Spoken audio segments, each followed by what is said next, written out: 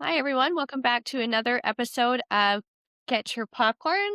We've got I think, Dad, is this your fourth time on the podcast now?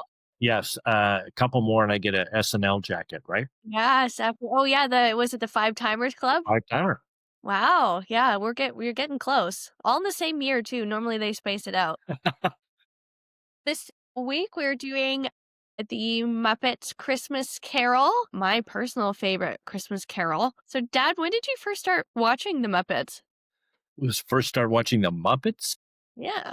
I mean, I'm old enough. I remember the arrival of Sesame Street, and so getting into Jim Henson and the Muppets goes back that far.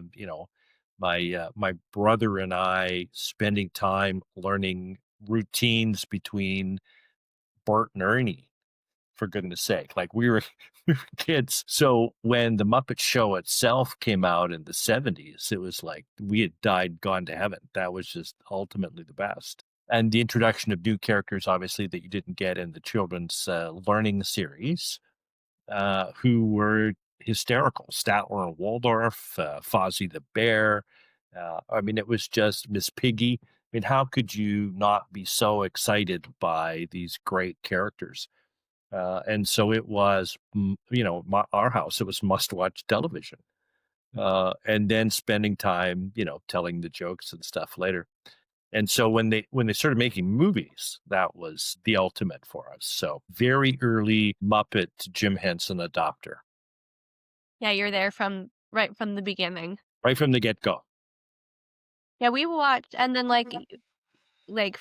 you showed all of us the Muppets. I think Sarah's of all of us is, the most diehard Muppet fan, of the 4 of us, Sarah for sure is, the sister that loves the Muppets the most. Not that I don't love them, but I think she loves them and her kids love them on a level that I think the rest of us are just not on. Well, it's a lot. It's a lot to love them that much. Yeah. But I mean, I do really like them. That movie that, gosh, Jason Segel did came out I think I was in, high school when that came out, and it had been a really long time, I think, since we had watched The Muppets, and then I think you grabbed the DVDs of the series, and then we started Yeah, watching more. yeah. Oh yeah, and have the musical guests on or have the guests on was always so fun. They had great guests on. I mean, Alice Cooper was on, for goodness sake, right? Like it was pretty cool to have them on and have the whole thing. It was such a big deal as a show. And again, the jokes worked on so many levels with kids for sure, but adults as well thought they were hysterical. And lasting characters come out of that series. The Swedish Chef, Doctor Bunsen Honeydew and Beaker, right? I mean, it's just some amazing characters that really kind of hang in there and stick with you. Yeah, who's your favorite Muppet? Well, that's a tough one. I mean, I want to say, are we talking Sesame Street here too? Because if it Um, says, okay, well, let's go first Sesame Street. Who's the favorite Sesame Street Muppet? oh, Grover, without question, Grover was my absolute favorite on Sesame Street. But then it's a toss up on the Muppet Show. It's sort of a toss up. I love Fozzie the Bear, but Statler and Waldorf crack me up. And then an Animal, the drummer, is it's next level insanity, right? Yeah, no, everyone wants Animal as the drummer in their band. There's no question. Well, it was funny, I was reading, Travis Barker, the drummer from Blink-182, why he wanted to play the drums in general was he wanted to be like Animal from the Muppets, so now Of he's course. best drummers of all times. Neil Peart and Animal. Yeah. Yeah, that makes sense to me. Yeah. I mean, my favorite, I think as a 90s kid and, owner of Tickle Me Elmo, I feel like Elmo is probably my, favorite from the Sesame Street Muppets. Plus, Elmo is petty and, hates, like hates other Muppets for, no reason. Or his friend, can't remember which friend has the pet rock, that Elmo has, like, beef with because it's not a real pet. Yeah. But I mean, I think we can't get out of this section of the discussion and not give Miss Piggy some love. I mean, Oh, that's she is an extraordinary woman. Let's face it, true. just extraordinary. I mean, her love for Kermit, he doesn't return it and yet hangs in there. I mean, she is like dedicated. I love her. Miss Piggy would be canceled in 2025. Oh, there's really funny I'll link it in the show notes below when I post the episode, but there's a making of this on YouTube. It's like a 20-minute clip, it must have been on the DVD, where they interview the Muppets as though they're, like, actual actors, and Miss Piggy is like, "I'm not sure why they would give such a small role to an actress of my caliber, but See, she's a gem. it's so funny." And Kermit goes on this tangent when he's like, "Oh, and this one, Miss Piggy gets to play my wife." And then he, like, looks in the camera, he's like, "But it's just for the movie."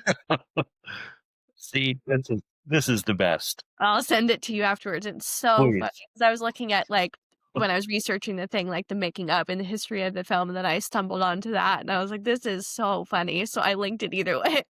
Great. That's fantastic. And then Gonzo is my favorite of the, like, Muppets.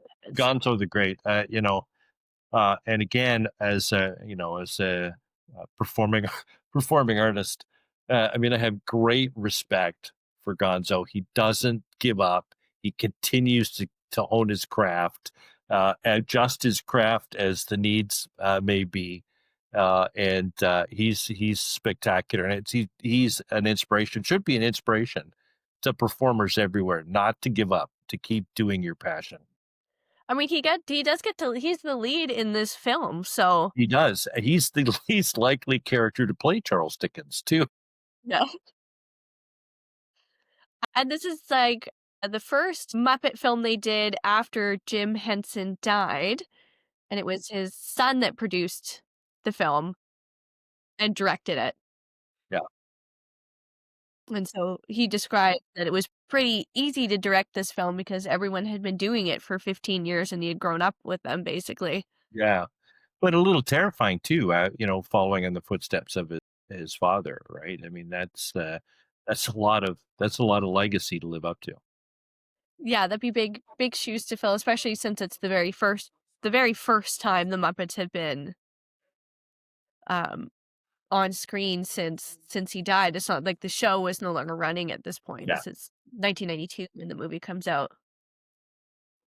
So for casting, we've got Michael Caine as Scrooge, and he got cast because he decided that like this is a quote from him, "I'm going to play this movie like I'm working with the Royal Shakespeare Company. I will never wink, I will never do anything Muppety, and I'm going to play Scrooge as if it is utterly dramatic role and there are no puppets around me." The best. It is the way you would want anyone to play in those circumstances. And it's true. I mean, take the Muppets out even in comedy, and people in comedy don't know they're funny, right? The straighter they play it, the more serious they play it, the funnier it ultimately is. They're caught in the circumstances and they don't realize it's funny. And so for Kane to approach it that way, I think is was spot on. And you compare it to Tim Curry, right?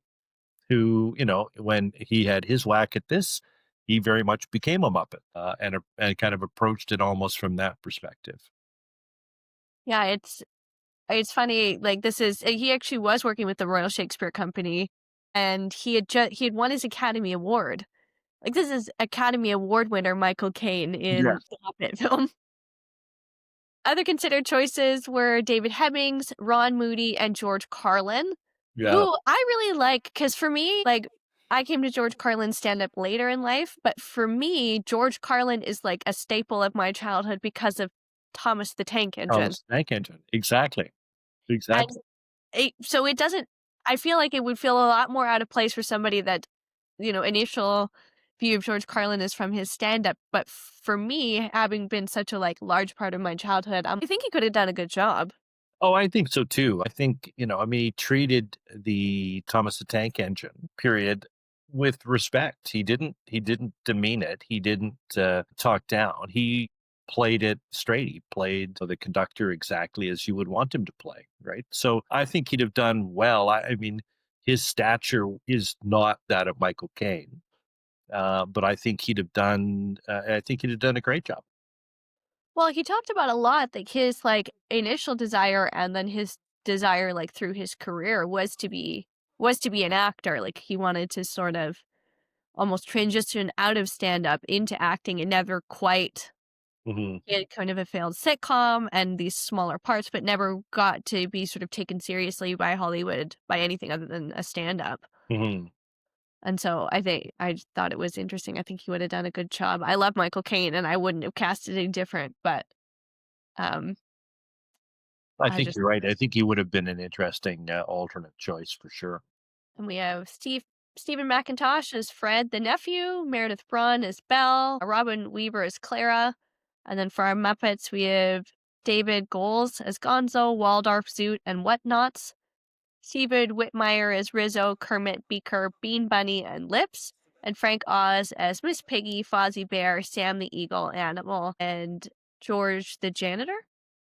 George, So filming for this was a little bit complicated because of the puppets. So they all the sets had basically false floors in them, and Michael Caine had to walk on these, and you can see it in that behind the scenes when I was talking about uh, all these like little like narrow wooden beams, and then they like superimpose the floor in afterwards so that the Muppets could and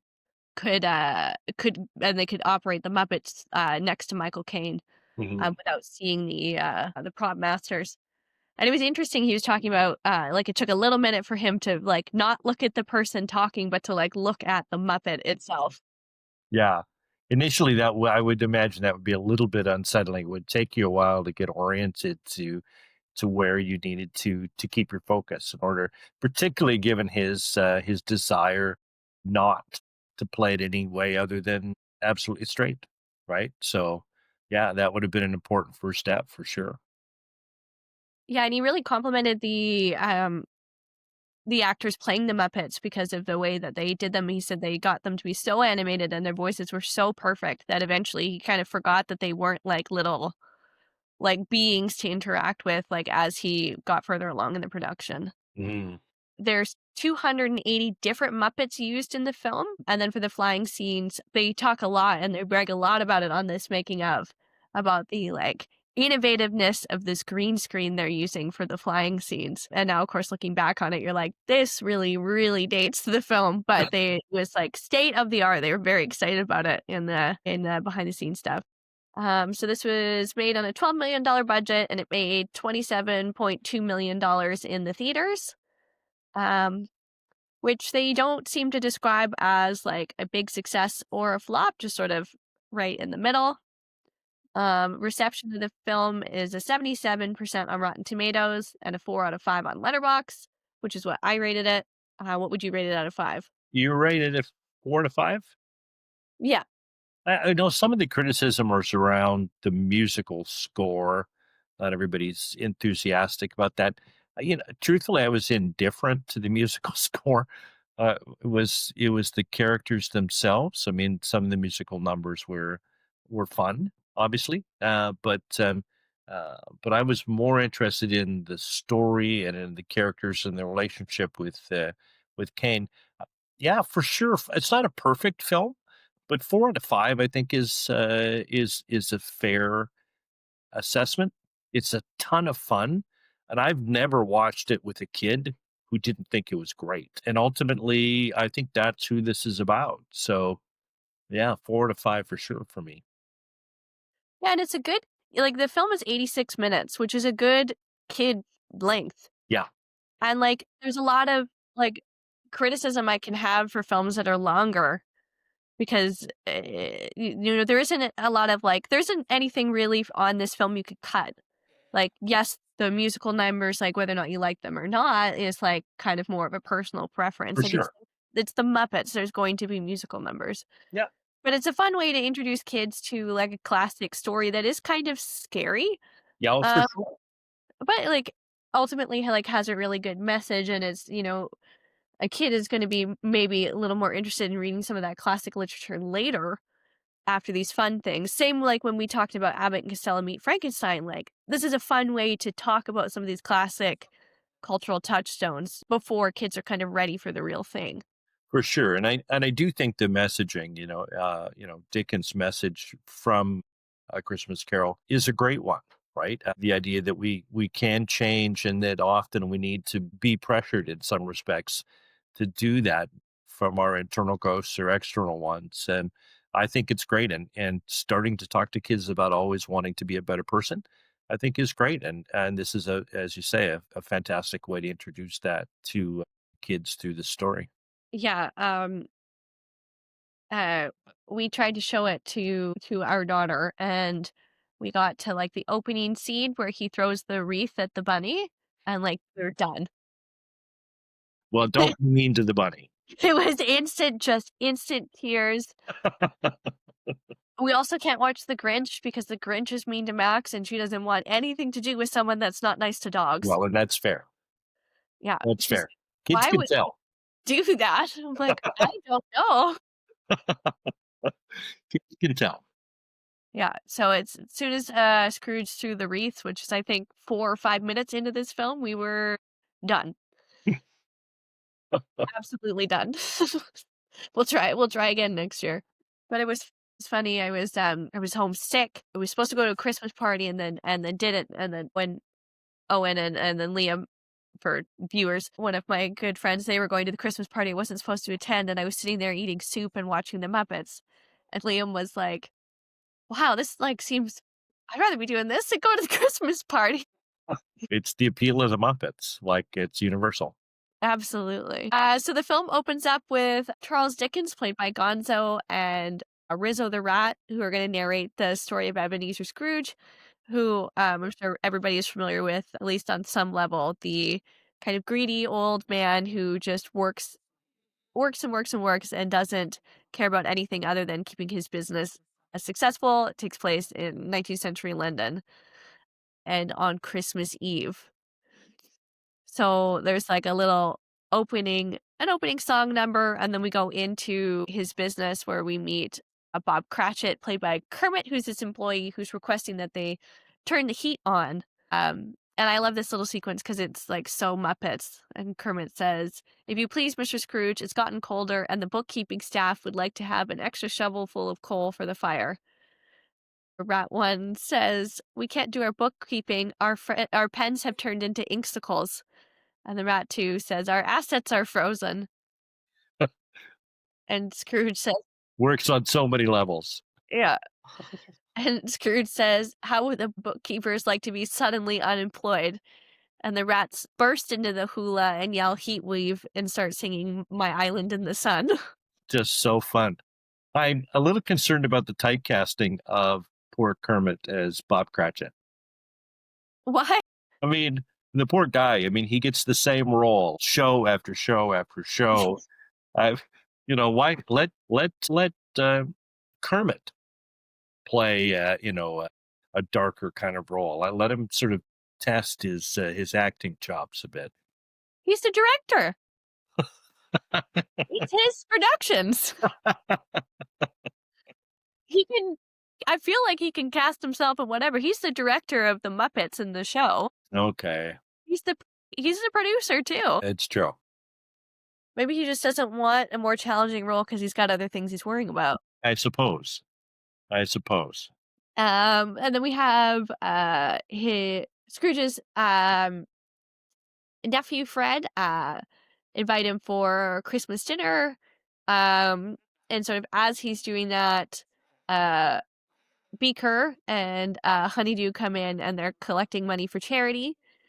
And Scrooge says that his taxes already pay for the poorhouses, which I feel like we've heard a lot in and around the last little while. People like to say shit like that.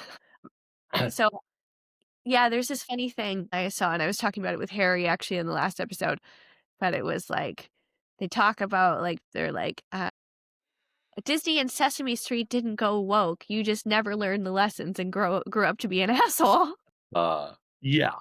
which I think this is kind of proof of. I'm like, well, this is from 1992, and this is the bad guy. I don't know if we should have these same opinions as Scrooge at the beginning of the film. Scrooge then sort of refuses his nephew, kicks him out, and then a caroling bunny comes by and Scrooge throws the wreath that somebody hung on his door at this poor bunny. He then, yeah, he then states, and this is as far as we got. Then I was on my own. And then Kermit and the other bookkeepers ask that they not work on Christmas since there's not usually any business, and Scrooge agrees sort of against his better judgment. I like this next little sequence a lot because I feel like it's the only part of the film that I feel like builds that genuine kind of spooky tension, like like the original story. So we get the like one more sleep till Christmas song sequence with Kermit.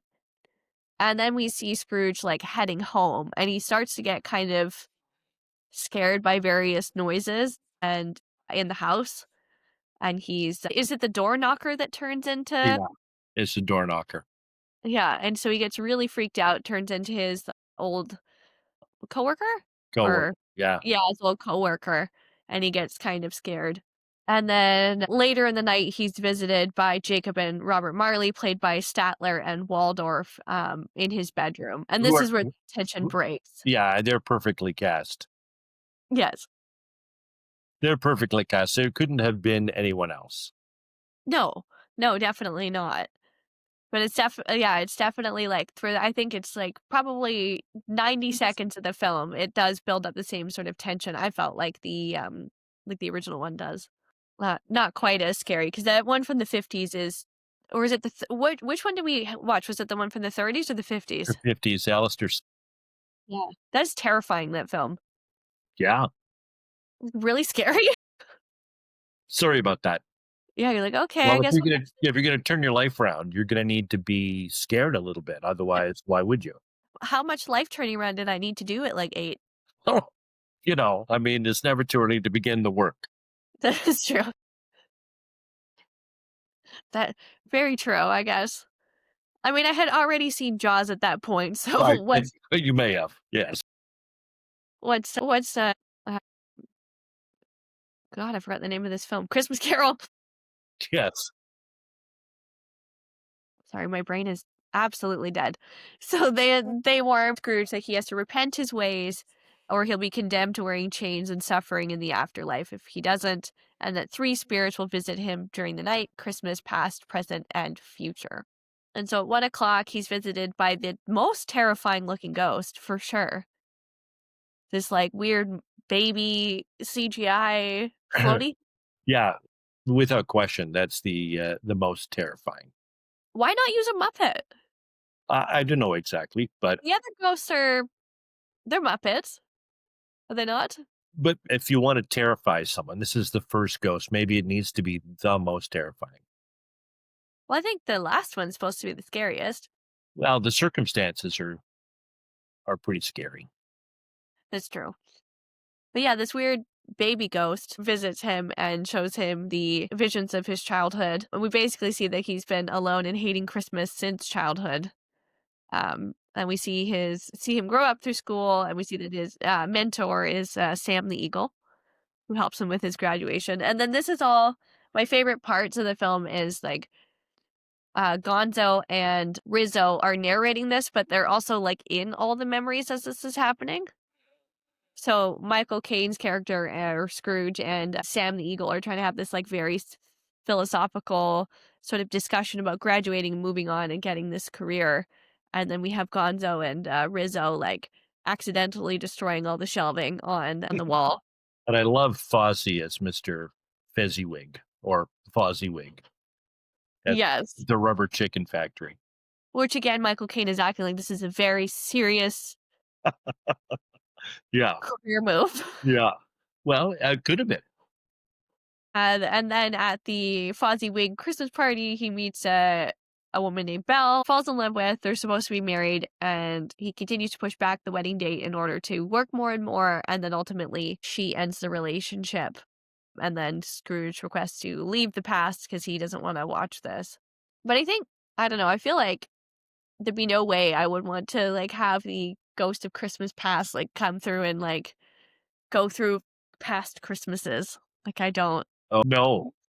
No, not at all. Well, then I do think too, and it's one of the interesting things about the Christmas Carol, that the book, is how he's walked back through all of the turning points in his life where things could have gone a different direction. Other decisions could have been made, and even quite separate from the Christmas narrative or what we see later on.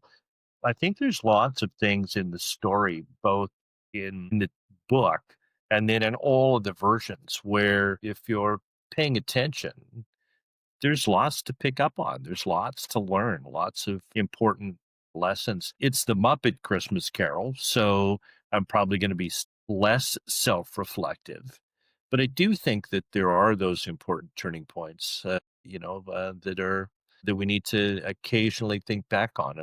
I just think it's interesting commentary too, like at like the time that the book would have been released, so the time that the film is supposed to be taking place. Like this is like the kind of boom of the Industrial Revolution. Yep.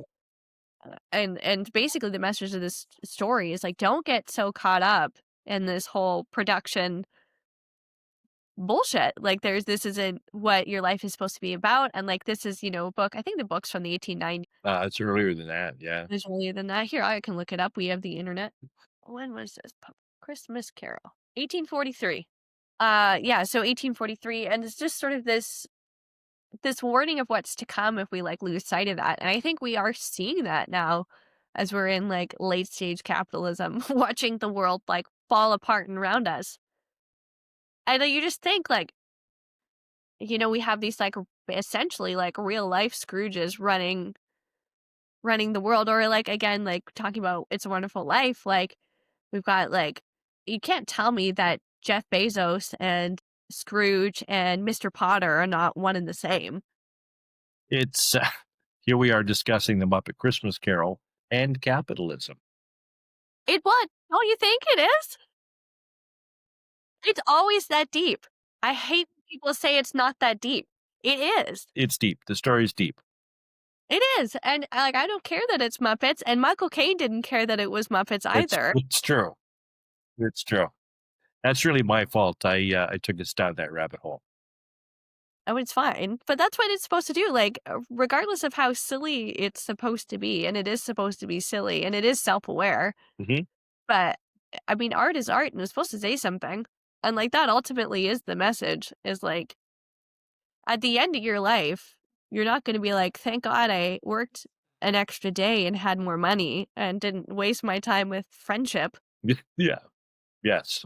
So the next ghost that visits is the ghost of Christmas Present, which is, a giant friendly looking Muppet. So we're not out of this weird, creepy baby. And he shows Scrooge Fred's house to the party that he was invited to, where they're sort of playing a game where they're making fun of Scrooge. And then he sees Bob Cratchit's house and sort of sees that he has all these kids and a wife, and one of his sons, Tiny Tim, played by Robin the Frog, is quite ill, and basically the ghost tells him that he's going to die soon if basically he doesn't have the money to be able to afford the healthcare he needs, which he's not getting on the salary that Scrooge is.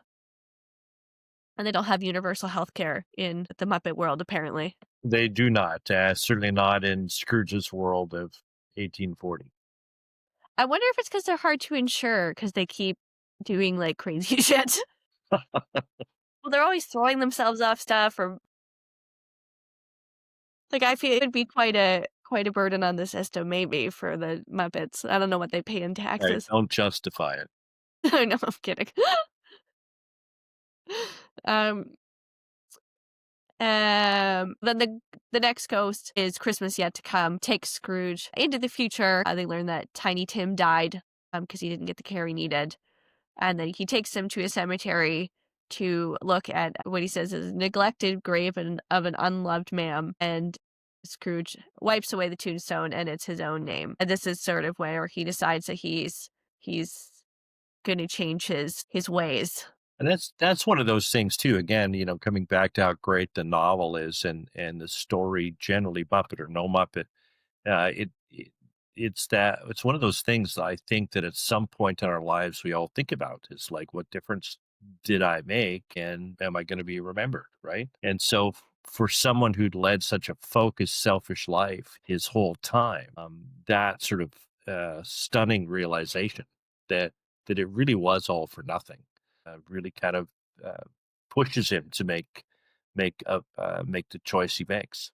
Yeah, and I mean, at the end of the day, like, you're never gonna fill that void with anything other than, like, friendship or companionship of Yeah. some kind, whether it be children, marriage, friendship, relationships, even, like, if you had, like, quite a lovely connection with coworkers and stuff, like, those people are all gonna, attend your funeral and be sad that you're gone. Yeah, yeah, it's all relationships. It really is. And I don't know I can't remember who said it, but essentially, I think the quote is something like, "You actually die 2 deaths, 1 when you actually die, and then the second when people stop remembering you." Mhm, mhm. And that would happen pretty quick if you weren't, if you don't have any loved ones to. For sure, and that's the spot that that obviously Scrooge discovers he's in at the end of the film. And then we have a very, It's a Wonderful Life moment where he, is happy and running through town. Of course, A Wonderful Life is sort of takes stuff from this, but he's running around, London, and he starts, donating to charity, and he buys a turkey, and he, uh, goes over to, Bob Cratchit's house, and he gives them a raise, and there's this funny moment with Miss Piggy where she's ready to kind of knock him out, and then he announces that there's gonna be a raise, and she's like, "Well, never mind." And he pays off their mortgage, and then they all celebrate, Christmas together, and that's the end of the movie. It really is such a good film. It's a great story by Dickens, and I think it's handled really well with the Muppets. It's totally accessible. They're true to the story, and I think they tell it in a really kind of earnest sort of way, music and Muppet jokes notwithstanding. It's my favorite version of the Christmas Carol, and then the Alistair Sims one is actually second, It's pretty good. and it's way better than the weird CGI Jim Carrey thing. Oh, it's far better than that one. Yeah, that Yeah, one I'm creeps with me you out. on that. Yeah. So, Dad, what are your favorite Christmas movies besides this Oh, one? oh, well, we've already spoken about It's a Wonderful Life. Um, Is that your all-time favorite? yeah, I think so. Yeah, yeah, I think so. I love Shop Around the Corner, which is, strictly speaking, isn't a Christmas movie, but it happens in and around Christmas. I mean, I love that. White Christmas is Mhm. good. That's a very cheesy Christmas film, like, you wanna feel great, watch White Christmas. Absolutely. Right. I think that's great. Bishop's Wife, Cary Grant. I think that's a pretty good movie too. I quite like that. And then some of the cartoon ones too, like the Charlie Brown Christmas.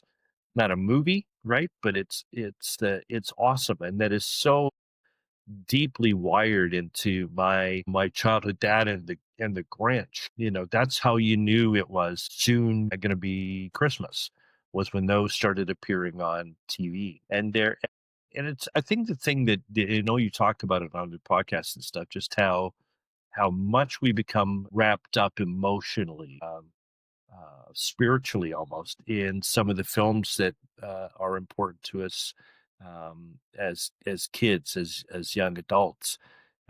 We're pulled back to a very specific time and place and set of circumstances. The nostalgia can be so powerful. You know, truthfully, things that I tie into you guys often are the most powerful. I mean, there's films I saw, you know, when I was a kid, and that pull is strong, but it's not as strong as the ones that are connected to you guys. Things that we watched with you, or things that I got a chance to introduce you to or take you to. Incredibly powerful, and the Muppets are among those. Yeah, I think for me, like, that, like, really visceral one would be, like, either the Charlie Brown Christmas, because 'cause we'd usually watch that, like, Christmas Eve, and then we'd also watch The Grinch because Yep. Madeline was in the room. So, we're getting away with it. But, like, sometimes I watch it and I can, watch it last year, I'm like, I can, like, still feel the blue carpet on my hand. Yeah, yeah, for sure. Yeah, and The Grinch, I mean, we watched in July too. Yeah, that one not as much, but, like, the Charlie Brown one too, like, oh, yeah, every day for a full year. Yep. Was her Frozen. Yeah, it was. We're really I never wa we must have watched it, but I don't have a, like, a big memory of it. We watched the Winnie the Pooh Christmas stuff Mhm. because we had that on VHS, but we've Yeah, been watching, Mickey's Once Upon a Christmas has been a big hit this year. I think yeah, we've watched 4 times. yeah, yeah. You don't recall watching, The Muppet Christmas as a kid? I do, but not to the same it wasn't not to the same level that I remember watching those other Oh, ones. yeah, no. No, no, no. Like, we did not miss it on a year like I said, like, when Sarah was there, Yeah, we did not miss A Muppet Christmas Carol, but I don't remember it as I remember those other ones, because I think we didn't own it, like, I believe we had to go and rent it, but we we did. owned those other ones on VHS. Yeah, we did. We did. We're just that old, VHS. Yeah. One of them was on an orange VHS, so that's right where we were in time. But yeah, and then, yeah, as I got older, like, White Christmas was a big one. That's one I love, and that's one, like, my because I don't say her name on here, my daughter's on the her favorite is Mhm. White Christmas because she loves to dance to the dance numbers, which is so cute. Yeah. Loves Rosemary Clooney, like, my three-year-old's big fan of Rosemary Clooney, which is just Wow, so how can funny. you not be? Yeah, loves it. Loves the numbers. Not a big fan of just when it's the 2 men, but the soon as it's, sisters, she's, like, locked in. Loves their outfits and the fans and the whole thing is so cute. Yeah. No, these movies, I think are sort of powerful in terms of connecting us, tying us together. The film does that, just kind of globally. Music does that, art does that. But I think it's important, craving human connection, I think, as a society now, coming out of COVID and trying to recover from kind of the separation of that time. And I think movies and this kind of experience, they've never been more important, frankly, I think, than they are right now. They tie us together. We share an experience with other people that's powerful, and it needs to be celebrated. And that's why I'm really excited by really the work that you're doing on the podcast and other podcasters as well. There's a lot of great stuff out there that since you started doing this, I've become a big fan of. So keep it up. Well, thank you. And yeah, I agree, like, it's one of the things I think I'm seeing a lot actually today, 'cause there's the talk of who's gonna get the purchasing power of Warner Brothers. Hmm. Whether or not it's gonna be Netflix or Paramount, and everybody sort of in the, like, film TikTok community, film talk as we call ourselves. It's like mom talk, but we're not Mormon or from Utah. Well, I guess some people probably are, but anyway, like, everyone as evil as, like, the CEO of Paramount is, like, it's sort of the lesser of 2 evils between that and Netflix, because the CEO of Netflix is hell-bent on killing movie theaters, Hmm. Yeah. and, like, the loss of there's been so much loss of, like, a 3rd space in general for people, but, like, seeing a movie in the theaters is so different than watching it Oh, for streaming, sure. Yeah. Yeah. and the community experience and we've lost things like even, like, the 3rd space of, like, a video store, which is, like, slightly different, but, like, it was, like, an experience to, like, you're waiting for the movie to come out and, like, you gotta pull the tab, and is there gonna be enough boxes behind the other one, and Yeah. something comes out on a Friday and only certain people get to race it, and then you go to school on Monday. Yeah. Did you see, like, blah, blah, blah that Yeah. came out? And the number of conversations people actually had in the video store with each other about, hey, you'd be looking at something and someone standing next to you go, hey, that's great. I saw that last week. Right. It was my favorite job. Yeah. If I had made a livable wage and they became a thing longer than when I was in high school, like, I would still be working at that video store. That's my favorite job I've ever had. Pretty cool. I would have opened my own. That's all I would have done. Yeah. I ate popcorn, drank Diet Coke, and talked about movies for 8 hours. It was the best. Yeah. No, for sure. Yeah, and I do think there's also a different experience, being, packed theater watching something, and that's not, an experience we get all the time anymore either, right? I like sneaking in, to the Sunday morning 11 o'clock show and watching it with 6 other people, but it doesn't, I watched, I can remember going to, like, Raiders of the Lost Ark, and there wasn't a seat in the place, right? It was sold out, and so that those 2 experiences are also fundamentally different. Yeah, and there's been a couple of experiences. Wicked was great for that. I think it really got people in the theater. It was fun. We went the other last weekend to go see Zootopia 2, and it was packed. Right, yeah, Like, it was awesome, and there's these, like, little kids, and kids are learning, like, how to be in a movie theater, so it was funny, and then, like, my daughter there's this one there's this one joke about, the the dad is, like the dad of, like, Judy Hopps is, like, trying to talk to her about how to compromise with a partner, and he's like something about, like, "Compromise, it's that's what you gotta do, you just, like, let that little part of yourself die inside, and then you can have a happy relationship." I laughed so hard, it goes quiet, and then my daughter goes, "Why is that funny, mommy?" And there's a second little round of, like, laughter. Like, she didn't yell it, but, like, the people in front of us heard. But there's, like, little and it was cute. There's, like, little comments or, like, there's a little little jokes that, like, I don't find funny, but I heard all the other toddlers laugh at, yeah, including my daughter, like or, like, Barbenheimer was great to see. Like, you'd see people dressed up for Barbie, and then they change, and they were dressed like Peaky Blinders for the next yeah, to go watch Oppenheimer or vice versa. yeah, And so there's been a few things in the theater where you're like and Wicked, the first one more so because I went to, like, bigger city, so there was much more people committed to dressing yeah. up than the, like, small town showing. Yeah, for sure.